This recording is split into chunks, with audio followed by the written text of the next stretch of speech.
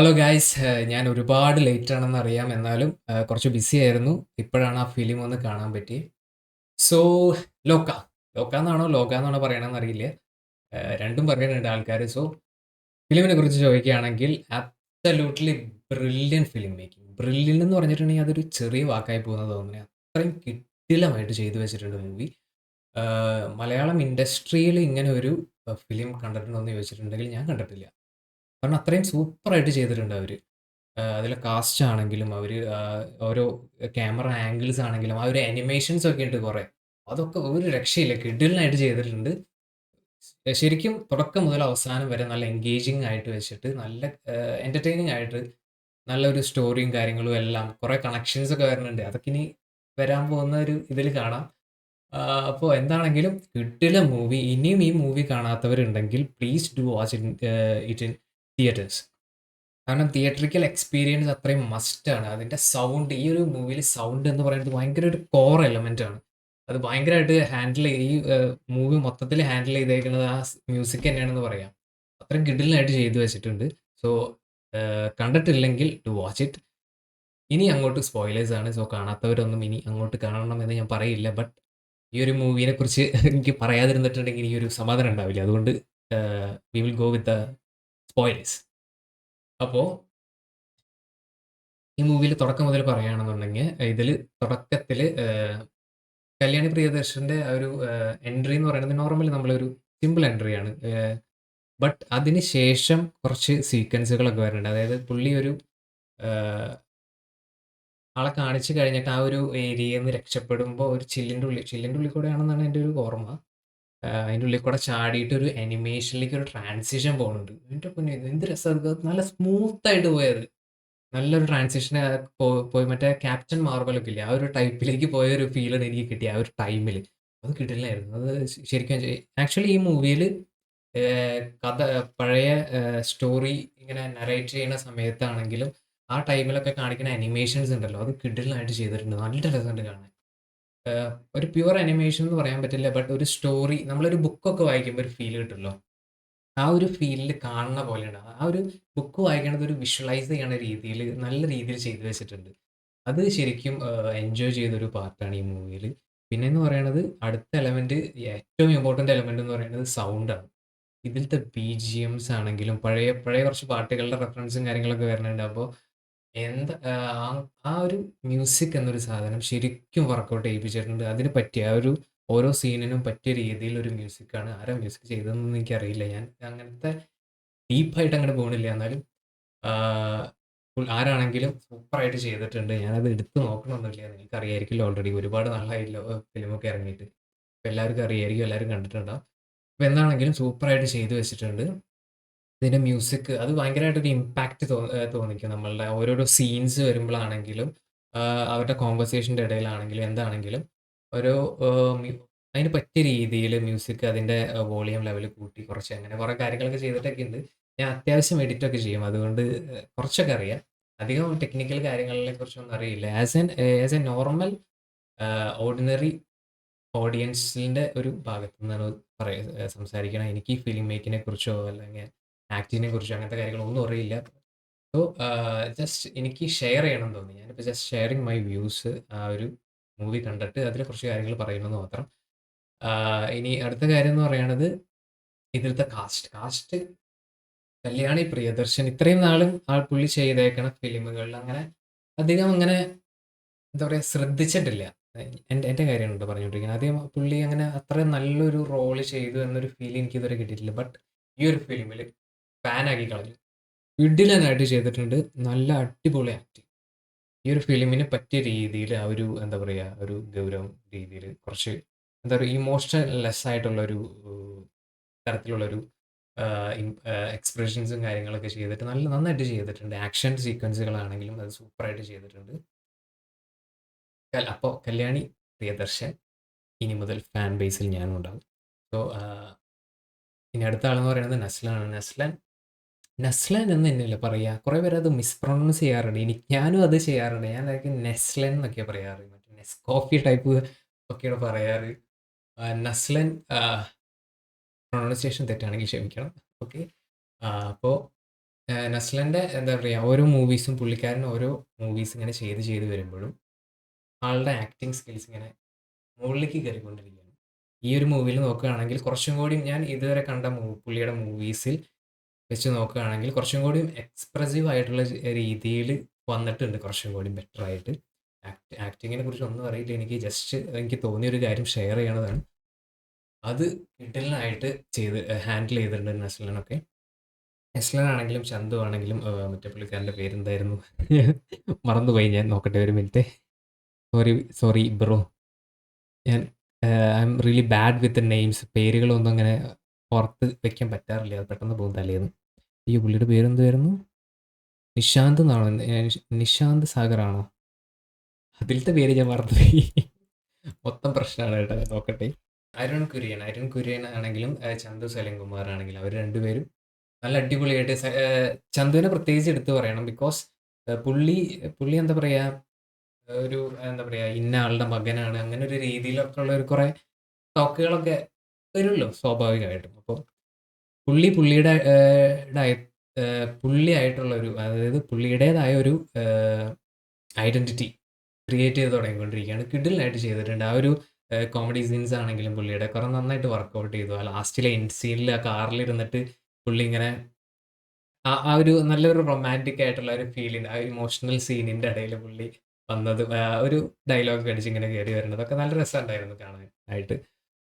പിന്നെ ഒട്ടും പ്രതീക്ഷിക്കാത്ത ഒരു റോൾ എന്ന് പറയുന്നത് സണ്ണി വെയിൻ്റെ റോള് പറയണം കേട്ടോ. കത്തനാർ എന്നൊരു കത്തനാർ തന്നെയല്ലേ മൂവി പെട്ടെന്ന് കണ്ടു വന്നോണ്ടേ കുറേ മറന്നുപോയി.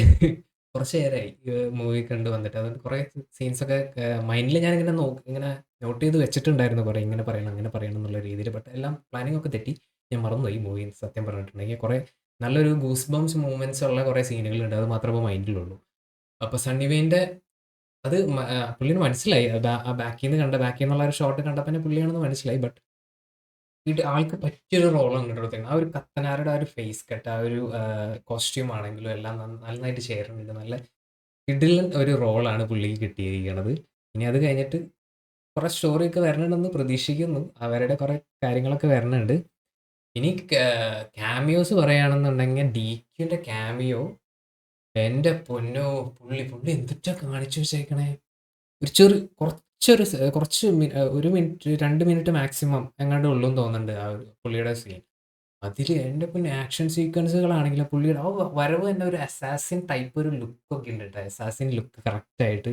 പിന്നെ ആ ഒരു എന്താണ്, ഷാരിങ്കണോ എന്താ അതിനെ പറയുക, ആ ഒരു വെപ്പൺ യൂസ് ചെയ്തിട്ട് ത്രോ ചെയ്യണതും ആ ബ്ലേഡ് വെച്ചിട്ടുള്ള ഫൈറ്റ് സീക്വൻസ് ആണെങ്കിലും ആ ബുള്ളറ്റൊക്കെ തടയണതൊക്കെ നല്ല രീതിയിൽ ചെയ്തിട്ടുണ്ട്. അവിടെയൊന്നും കൊളാക്കിയിട്ടില്ല. അതായത് ഭയങ്കരമായിട്ട് കുറേ മൂവീസിൽ നമ്മൾ കണ്ടിട്ടുണ്ടാവും ഈ ബുള്ളറ്റ് വരുന്നത് ഭയങ്കര സ്ലോ മോഷനിൽ ഇങ്ങനെ എടുത്തിട്ട് ബ്ലേഡും ഇങ്ങനെ തട്ടി ഇങ്ങനെ പോകണ്, പതുക്കെ പോകണ്, 5 മിനിറ്റ് കഴിഞ്ഞ പടത്തിൻ്റെ.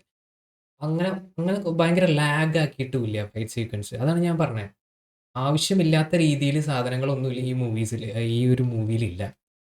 ആവശ്യമുള്ള രീതിയിൽ കുറേ കാര്യങ്ങൾ ഇൻപുട്ട് കൊടുത്തിട്ട് ഒരു കിഡിലിന് ഒരു ഔട്ട്പുട്ടാണ് അവർ നമ്മളൊക്കെ തന്നിരിക്കുന്നത്. So hats of two the entire team. പിന്നെ ഇതിലെടുത്ത് പറയേണ്ട ഒരു ആളെന്ന് പറയുന്നത് സാൻഡി മാസ്റ്ററാണ്. സാൻഡി മാസ്റ്റർ എൻ്റെ പൊന്നോ, ആളുടെ ആക്ടിങ് സ്കിൽസ് ഒരു രക്ഷയിലാണ്. കറക്റ്റ് ഒരു എന്താ പറയുക, നമ്മളെ വെറുപ്പിക്കണ രീതിയിലൊരു, വെറുപ്പിക്കുക മീൻസ് ആസ് ആൻ ആക്ടർ ആൾ തരുന്ന ഒരു ഔട്ട്പുട്ട് ഉണ്ടല്ലോ, അത് നമുക്ക് ശരിക്കും എഫക്റ്റ് ചെയ്യും നമ്മളെ. ആ ഒരു രീതിയിലാണ്. അപ്പോൾ അടുത്തത് എന്താ വരിക, ആൾ എങ്ങനെയായിരിക്കും ബിഹേവ് ചെയ്യാൻ പോകുക, ഒരു സൈക്കോട്ടിക് നേച്ചർ എന്നൊക്കെ പറയില്ലേ, ആ ഒരു ടൈപ്പിലേക്ക് ഒരു ഇമ്പ്രഷൻ തന്നിട്ടുണ്ട്. എനിക്ക് അങ്ങനെയൊക്കെ ഫീൽ ചെയ്തു കേട്ടോ. അപ്പോൾ അങ്ങനെയൊക്കെ തോന്നിയിട്ടുണ്ട്. പിന്നെ ഇതിൽ കുറേ കാസ്റ്റ് ഉണ്ട് കേട്ടോ. ഇതിൽ എന്താ പറയുക, സൗബിനിക്കാനൊന്നും ഞാൻ പ്രതീക്ഷിച്ചേ ഇല്ല. പുള്ളി എവിടെ നിന്ന് വന്നാവോ, പുള്ളിയുടെ ഒരു ഞാൻ ഞെട്ടിപ്പോയി. ടു ബി ഓണസ്റ്റ്, ഞാൻ ഞെട്ടിപ്പോയി, ശരിക്കും ഞെട്ടിപ്പോയി. പുള്ളീനെ ആ ഒരു മോണിക്ക ആ ഒരു ഡാൻസ് ഉണ്ടല്ലോ, അതിന് ശേഷം ഇവിടെയാണ് ഞാൻ കാണുന്നത്.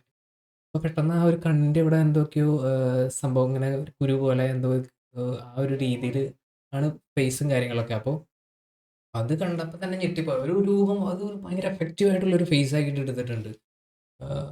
അത് ശരിക്കും ഞെട്ടി ഞാൻ. ആളെ പ്രതീക്ഷിച്ചേ ഇല്ല ഈ ഒരു മൂവിയിൽ. പിന്നെ മറ്റേ അയ്യോ, ഇയാളുടെ പേരെന്തായിരുന്നു? അവൻ്റെ പേര് ഞാൻ പറഞ്ഞു, ഒരു മിനിറ്റ്. ഞാൻ നേരത്തെ പറഞ്ഞ പോലെ ഞാൻ really bad with the names. മറ്റേ കിങ് ലയറിലുള്ള ആളുടെ പേര്, ലാസ്റ്റിലെ അയ്യോ പേര് പറഞ്ഞല്ലോ, ബാലു വർഗീസ്. ബാലുവിൻ്റെ എൻട്രി ഒന്നും അങ്ങനെ കുറച്ച് പേരുടെ എൻട്രീസ് ഇതിൽ ജസ്റ്റ് ഒരു ഗ്ലിംസ് പോലെ ഇങ്ങനെ കാണിച്ച് ഇങ്ങനെ പോകുന്നുണ്ട്. അതൊക്കെ പ്രതീക്ഷിക്കാതെ വന്നതാണ്. ഇതിൽ പിന്നെ എടുത്തു പറയേണ്ട ഒരു കാര്യം എന്ന് പറയുന്നത് ടൊവിനോൻ്റെ എൻട്രി. എൻ്റെ പൊന്നോ, പുള്ളി ഇരുന്നിട്ട് ഈ സൈഡിലേക്ക് ഇങ്ങനെ ഈ ഒരു ഭാഗം ഫേസ് തിരിച്ചിട്ട് മറ്റേ ആ ഗോൾഡൻ ടീത്ത് കാണിച്ചിട്ട് ഇങ്ങനെ ചിരിക്കുന്ന ഒരു സീനുണ്ട്. ഈ ഗൂസ് ബംസ് എന്ന് പറഞ്ഞിട്ടുണ്ടെങ്കിൽ അമ്മാതിരി ഗൂസ് ബംസ് അടിച്ചു എനിക്ക് എന്താ പറയുക, കല്യാണിയുടെ ആണെങ്കിലും ടൊവിനോൻ്റെ ആണെങ്കിലും DQൻ്റെ ആണെങ്കിലും ഇവരുടെയൊക്കെ എൻട്രീസ് ഉണ്ടല്ലോ. DQൻ്റെ ഇതേപോലെ ഒരു ഐ ഓപ്പണിങ് ഒരു ടൈപ്പ് ഒരു ഇത്ര ഭാഗം മാത്രം കാണിച്ചിട്ടൊരു സീനുണ്ട്. അതൊക്കെ ശരിക്കും ഗൂസ് ബംസ് വരണ സീനുകളായിരുന്നു അത്. പിന്നെ ഏറ്റവും അവസാനത്തെ ഒരു സീനുണ്ട്, സാൻഡി മാസ്റ്ററെ ചാടി കല്യാണി ഇങ്ങനെ പല്ലൊക്കെ കാണിച്ചിട്ട് ഇങ്ങനെ കുത്തി വരണ ഒരു സീൻ. എൻ്റെ പൊന്നോ, അത് ശരിക്കും ഒരു വാമ്പയർ ടൈപ്പ് ഒരു സംഭവമാണ് ഇത് തോന്നിയത്, ടു ബി ഓണസ്റ്റ്. അത് ഹോളിവുഡ് ലെവലിലാണ് ഞാൻ ശ്രദ്ധിച്ചിട്ടുള്ളൂ അങ്ങനെ. സോ അത് അങ്ങനെ ചാടി ഇങ്ങനെ കുത്തണ ഒരു സീനുണ്ട്, ചാടി ഇങ്ങനെ വായൊക്കെ ഇങ്ങനെ കാണിച്ചിട്ട് ഒരു കുത്തണ ഒരു സീനുണ്ട്. വീട്ടിലൊരു സീനായിരുന്നു കേട്ടോ. മറ്റേ ഗെയിം ഓഫ് ത്രോൺസിൽ അവസാനം മറ്റേ വില്ലനെ, അയ്യോ ഗെയിം ഓഫ് ത്രോൺസ് ഒക്കെ മറന്നുപോയി, കുറേ വർഷങ്ങളായിരുന്നു വന്നിട്ട് കണ്ടിട്ട്. ആര്യ സ്റ്റാർക്ക് അവസാനം ആ കുത്തണ ഒരു സീനുണ്ടല്ലോ, അതൊക്കെയാണ് എനിക്ക് ഓർമ്മ വന്നത്.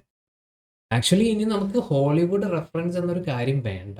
It's simply Mollywood. മോളിവുഡ് എന്ന് പറയാൻ പറ്റുമെന്ന് എനിക്കറിയില്ല, ബട്ട് മലയാളം ഫിലിം ഇൻഡസ്ട്രി അത്ര പറഞ്ഞാൽ മതി. ഹോളിവുഡ് ലെവലൊക്കെ എത്തി. കുറച്ചൊരു ബഡ്ജറ്റ് ഈ ഫിലിമിന് കിട്ടിയിരുന്നെങ്കിൽ ഹോളിവുഡ് എന്നൊരു റെഫറൻസ് തന്നെ നമ്മൾ എടുത്ത് മാറ്റേണ്ടി വന്നേനെ. അതേപോലെയാണ് ഇവർക്കൊക്കെ കുറച്ചും കൂടി ഒരു എന്താ പറയുക, ഇൻവെസ്റ്റ്മെന്റ് കിട്ടിയിരുന്നെങ്കിൽ ഇനി കിട്ടും, ഇനി കിട്ടുമല്ലോ ഒബിയസ്ലി. അപ്പം ഇനി അടുത്ത പടം ആണ് വെയിറ്റിംഗ്. അടുത്ത പടം നമ്മുടെ സെക്കൻഡാണ്. അപ്പോൾ അടുത്ത പടത്തിന് ഭയങ്കര എക്സൈറ്റഡ് ആണ്. കിടിലം പടം. മലയാളത്തിൽ ഇത്രയും ഞാൻ എൻജോയ് ചെയ്ത ഒരു ഫിലിം വേറെയില്ല. എനിക്ക് തോന്നുന്നത് ഏറ്റവും അവസാനം എനിക്ക് ഇത്രയും ഒരു ത്രില്ല് തോന്നിയ ഒരു ഫിലിം എന്ന് പറയുന്നത് ദൃശ്യമായിരിക്കും. ലാലേട്ടൻ്റെ ദൃശ്യമാണ് ഞാൻ പിന്നെയും എൻജോയ് ചെയ്തിട്ടുള്ളത് അത്യാവശ്യം. ബട്ട് അതിന് ശേഷം ഇതായിരിക്കും. ഞാൻ മലയാളം അങ്ങനെ അധികം തിയേറ്ററിൽ പോയി കണ്ടിട്ടില്ല. ഞാൻ മലയാളം എന്നല്ല, കുറേ മൂവീസ് മിസ്സാക്കിയിട്ടുണ്ട് തിയേറ്ററിൽ പോയി കാണാതെ. OTT റിലീസായതിന് ശേഷം കണ്ട് കുറേ മിസ്സാക്കിയ പടങ്ങളുണ്ട്. ബട്ട് ഇത് മിസ്സാക്കാൻ പാടില്ല എന്നൊക്കെ ഉണ്ടായിരുന്നു എനിക്ക്. കാരണം എന്ന് പറയുന്നത് ഇതിൻ്റെ ട്രെയിലർ കണ്ടപ്പോൾ എന്നെ ഭയങ്കര ഒരു എന്തൊക്കെയോ ഉണ്ടെന്നുള്ളൊരു ഫീല് തോന്നി. അപ്പോൾ അത് നമ്മൾ കണ്ടിട്ട് തീരുമാനിക്കണമല്ലോ. പിന്നെ നല്ല റിവ്യൂസാണ് എല്ലാവരും തരണുണ്ടായിരുന്നത്. കുറേ പേര് അവിടെ ഇവിടെ എന്തൊക്കെയോ മോശമായ രീതിയിലൊക്കെ പറയണൊക്കെ ഉണ്ടായിരുന്നു. എനിക്ക് ഫീൽ ചെയ്തേ ഇല്ലാട്ടായി. ഞാൻ തുടക്കം മുതൽ അവസാനം വരെ എൻഗേജിങ് ആയിട്ടിരുന്നു. സൂപ്പറായിട്ട് മേക്ക് ചെയ്ത് വെച്ചിട്ടുണ്ട് പടം. പിന്നെ ഒരു കാര്യം ചോദിക്കാനുള്ളതെന്ന് വെച്ചിട്ടുണ്ടെങ്കിൽ ARM ആയിട്ട് എന്തെങ്കിലും കണക്ഷൻ ഉണ്ടോ ഈ ഒരു ഫിലിമിന്? എനിക്കറിയില്ല. ഞാനൊന്നും റീസെർച്ച് ചെയ്യുകയോ ഒന്നും ചെയ്തിട്ടില്ല. ജസ്റ്റ് ഞാനിപ്പോൾ മൂവി കണ്ടു കഴിഞ്ഞ് വന്നു, ഇരുന്നു. ഞാനിപ്പോഴും വേർത്ത് കുളിച്ചുകൊണ്ടിരിക്കുകയാണ്. തിയേറ്ററിൽ AC കുറവായിരുന്നു കേട്ടോ. പക്ഷേ തിയേറ്ററിൻ്റെ പേര് ഞാൻ പറയുന്നില്ല. അവരെങ്ങനെ എൻ്റെ വീടിനടുത്തുള്ള തിയേറ്ററാണ്, അതുകൊണ്ട് എനിക്ക് എന്തെങ്കിലും പറ്റിയാലോ, അതുകൊണ്ട് ഞാൻ പറയണില്ല. AC ഒക്കെ കുറവായിരുന്നു. നല്ല ചൂടെടുത്തിട്ടാണ് കണ്ടത്. എന്നാലും അതൊന്നും ഫീൽ ചെയ്തില്ല. അത് ഏറ്റവും അവസാനം എത്തിയപ്പോഴാണ് ഞാൻ ആക്ച്വലി ഇൻ്റർവെൽ ആയപ്പോഴാണ് ഞാൻ മനസ്സിലാക്കിയത് ചൂടെടുക്കുന്നുണ്ടെന്നുള്ള കാര്യം. ഞാൻ ആ മൂവിയിൽ മൊത്തം മുഴുകിയിരിക്കുകയായിരുന്നു. ഞാനൊരു ചെറിയൊരു അഡ്വൈസ് തരാം എല്ലാവർക്കും. ഒരു മൂവി കാണാൻ പോകുമ്പോഴേ എക്സ്പെക്റ്റ് ചെയ്യരുതൊന്നും. ഒന്നും ചെയ്യരുത്. നമ്മൾ ആദ്യമായിട്ടൊരു കാര്യം പഠിക്കാൻ പോകുമ്പോൾ, അല്ലെങ്കിൽ ആദ്യമായിട്ടൊരു സ്ഥലത്തേക്ക് പോകുമ്പോൾ നമ്മൾക്ക് എന്താ പറയുക, നമ്മളൊന്നും ആലോചിക്കില്ല. ആ സ്ഥലം വരുമ്പോൾ കാണാം, അല്ലെങ്കിൽ എന്താ പഠിക്കാൻ പോണേന്ന് പറഞ്ഞു തന്നതിന് ശേഷം മനസ്സിലാക്കാം. അങ്ങനെ ഒരു രീതിയിൽ ഒരു ഇതുണ്ടല്ലോ, ഫീലുണ്ടല്ലോ, ആ ഒരു രീതിയിൽ പോയി കാണുക. അപ്പം നമ്മൾ ഒരിക്കലും ഡിസപ്പോയിൻറ്റഡ് ആവില്ല. എന്നിട്ടും ഡിസപ്പോയിൻറ്റഡ് ആവണമെന്നുണ്ടെങ്കിൽ അതാണ് നിങ്ങൾ കണ്ടതിൽ ഏറ്റവും മോശം പടം. മനസ്സിലായോ? ഈ ഒരു തോട്ട് മനസ്സിൽ വെച്ചോട്ടോ. ഫ്രീ അഡ്വൈസ് ആണ്. ഓക്കെ. അപ്പോൾ പടത്തിന് ഒരുപാട് കാര്യങ്ങൾ പറയണമെന്നുണ്ടായിരുന്നു എനിക്ക്. ബട്ട് എന്താണെന്ന് വെച്ചിട്ടുണ്ടെങ്കിൽ അതിൻ്റെ ഒരു എഫക്റ്റിൽ എനിക്ക് എൻ്റെ മൈൻഡിൽ കിടക്കുന്നത് ആ ഒരു മ്യൂസിക്കാണ്. ആ ഒരു മ്യൂസിക് എൻ്റെ മൈൻഡിൽ നിന്ന് പോയിട്ടില്ല ഇതുവരെ. പിന്നെ കല്യാണിയുടെ കുറച്ച് സീൻസും കാര്യങ്ങളൊക്കെ, പിന്നെ നെസ്ലൻ്റെയും പിന്നെ ചന്തുവിൻ്റെയും ഒക്കെ കുറച്ച് കോമഡി സീൻസൊക്കെ ഉണ്ട്. നെസ്ലൻ ബോധം കെട്ട് വീഴണത് 2 പ്രാവശ്യം ബോധം കെട്ട് വീഴണതൊക്കെ, അതൊക്കെ മൈൻഡിലുണ്ട്. അങ്ങനെ കുറച്ച് സീൻസ് മൈൻഡിൽ കിടക്കേണ്ടത്. സാൻഡി മാസ്റ്ററുടെ സീനുകൾ, പിന്നെ DQ ടോവിനോ, അവരുടെയൊക്കെ സീനുകൾ, പിന്നെ സൗബിൻ പുള്ളിയുടെയൊക്കെ, പിന്നെ നമ്മുടെ കത്തനാർ, അങ്ങനെ കുറച്ച് സാധനങ്ങളാണ് മൈൻഡിലിരിക്കുന്നുള്ളൂ. ഞാൻ അതിൻ്റെ ഒരു ഇമ്പാക്റ്റിൽ വന്നിട്ട് അതേപോലെ തന്നെ ഇരുന്ന് പറയുകയാണ്. പ്യുവർലി നാച്ചുറലാണ്. ഒന്നും നോക്കിയിട്ടില്ല. ഞാനൊരു റിസർച്ചോ ഒന്നും നടത്തിയിട്ടില്ല. എനിക്ക് ആരാ ഇതിൻ്റെ മുഴുവൻ കാസ്റ്റിലത്തെ ഒരു കാര്യം വിട്ടുപോയി. അതിലൊരു കല്യാണിയുടെ മറ്റേ ചെറുപ്പകാലം ചെയ്തേക്കണ ആ കുട്ടി. ആ കുട്ടിയുടെ പേര് ഞാൻ കുറച്ച് തിയേറ്ററിൽ തന്നെ ഇരുന്ന് നോക്കി. അത് ഇൻ്റർവെൽ തന്നെ ഞാൻ ഇരുന്ന് നോക്കിയതാണ്. ബട്ട് എനിക്ക് കിട്ടിയില്ല. ആർക്കെങ്കിലും അറിയാമെന്നുണ്ടെങ്കിൽ പറഞ്ഞു തരിക. ആ കുട്ടി എന്ത് രസമായിട്ടാണ് ആക്ഷൻ സീക്വൻസ് ചെയ്തിരിക്കണത്. നല്ല കിടിലനായിട്ട് ചെയ്തിട്ടുണ്ട്. വലിയ കുന്തൊക്കെ എങ്ങനെ പിടിച്ചാവോ കൊച്ചി? അത്രയും വലിയ സാധനം പിടിച്ചിട്ട് നല്ല രീതിയിൽ ചെയ്തു ആള്. ആള് കിടിലനായിട്ട് ചെയ്തു. അതെനിക്ക് ഭയങ്കരമായിട്ട് ഇഷ്ടപ്പെട്ടു. അത് പറയാൻ വിട്ടുപോയി. സോറി മോളെ. അപ്പോൾ അങ്ങനെ ഓരോരോ ഇതിൽ ചെയ്തേക്കണ ഓരോരോ ക്യാരക്ടേഴ്സ് ആണെങ്കിലും ഓരോ ആ സെറ്റുകളാണെങ്കിലും അത് സെറ്റാണെന്ന് മനസ്സിലാവില്ല കേട്ടോ. ഞാൻ ശരിക്കും ഒരു എന്താ പറയുക ഒരു ടൗണിൻ്റെ ഇടയിൽ അവർ പോയി എടുത്ത ഒരു ഫീലിംഗ് കിട്ടുന്നുള്ളൂ. അതൊരു സെറ്റാണെന്ന് മനസ്സിലാവുകയേ ചെയ്യില്ല. അതേപോലെയാണ് എടുത്ത് വെച്ചേക്കണം. കിടിലൻ മൂവി മേക്കിംഗ് എന്ന് പറഞ്ഞിട്ടുണ്ടെങ്കിൽ മൂവി മേക്കിംഗ് എന്ന് പറഞ്ഞാൽ ഇതാണ്. ഇതുപോലെയാണ് എടുത്ത് വെച്ചേക്കുന്നത്.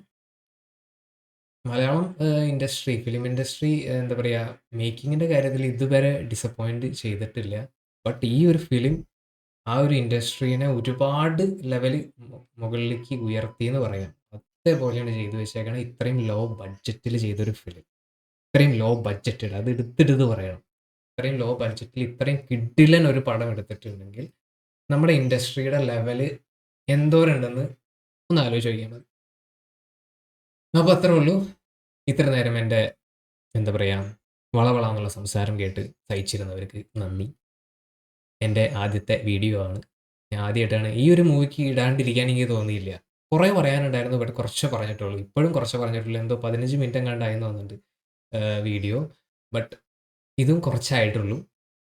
സ്പോയിലേഴ്സ് എന്ന് പറഞ്ഞ് കുറേ ഒന്നും ഞാനൊന്നും പറഞ്ഞിട്ടൊന്നുമില്ല. But still please do watch this in theatres. ഇനിയും കാണാത്തവരുണ്ടെങ്കിൽ പോയി കാണുക. നിങ്ങൾ എന്ന് വെച്ചാൽ ഫാമിലി ആയിട്ടൊന്നും പോയി കാണരുത് കേട്ടോ. ഫ്രണ്ട്സൊക്കെ ആയിട്ട് പോയിരുന്ന് കാണുക. ഫാമിലി ആയിട്ട് പോയിട്ടുണ്ടെങ്കിൽ നിങ്ങൾ ഇത് എന്ത് പടം ഇത് അങ്ങനെയുള്ള രീതിയിലുള്ള കുറേ ടോക്കൊക്കെ നമ്മുടെ ഫാമിലിയുടെ ഇടയിൽ നിന്നൊക്കെ വരും. അപ്പോൾ അതൊന്നും വേണ്ട. നിങ്ങൾ ഫ്രണ്ട്സൊക്കെ ആയിട്ട് പോവുക, എൻജോയ് ചെയ്യുക. ഒരു 2-3 മണിക്കൂറല്ലേ കളയാൻ കിടും.